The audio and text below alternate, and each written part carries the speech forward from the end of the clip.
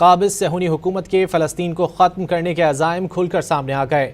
اسرائیل کی سیکیورٹی کابینہ نے غزہ شہر پر قبضے کے نیتن یاہو کے منصوبے کی منظوری دے دی۔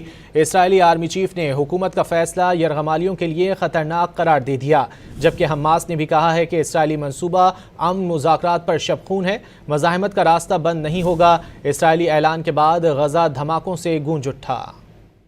اسرائیل غزہ پر مکمل قبضہ کرنے کی سازش کر رہا ہے۔ اسرائیل کی سیکیورٹی کابینہ نے غزہ شہر پر قبضے کے نیتن یاہو کے منصوبے کی منظوری دے دی، لیکن اسرائیلی آرمی چیف نے وزیر اعظم نیتن یاہو کا غزہ پر قبضے سے متعلق بیان مسترد کر دیا۔ عالمی میڈیا کے مطابق ایک اجلاس کے دوران اسرائیلی وزیر اعظم اور آرمی چیف کے درمیان تلخ کلامی بھی ہوئی۔ آرمی چیف کا کہنا تھا کہ غزہ پر قبضے سے متعلق بیان سے یرغمالیوں کی زندگی کو خطرات لاحق ہوں گے، ایسے اقدامات سے گریز کرنا ہوگا۔ اسرائیلی آرمی چیف نے اصل ہدف صرف حماس کو شکست دینا قرار دیا۔ غزہ میں اسرائیلی کنٹرول کی باتوں پر فلسطینی شہریوں میں بھی خوف اور مایوسی کا عالم ہے۔ غزہ میں موجود لوگوں کا کہنا ہے کہ غزہ میں کچھ بچا ہی نہیں جس پر کنٹرول حاصل کیا جائے۔